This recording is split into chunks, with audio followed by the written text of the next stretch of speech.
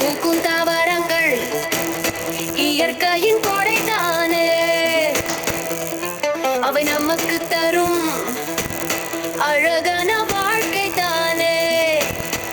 விதைகள் மண்ணில் விழுந்திட, மழை நீரத்தை அதை நனைத்திட, சிறு செடிகள் பலம் துளர்த்திட, தண்டுண்டு நீண்டு மீண்டு வளர்த்திட, இலைகள் மேலும் கயிறும் அசைந்திட, பூக்கள் மெல்ல மெல்ல மலர்ந்திட, பூக்கள் ரசக்கும் வண்ணம் அமைந்திட, வண்ண இதழ்கள் திறனீக்களை ஈர்த்திட, கிணிக்கள் மகரந்த தொகுலை சோதனை இன்னுருகு வச்சே அந்திட.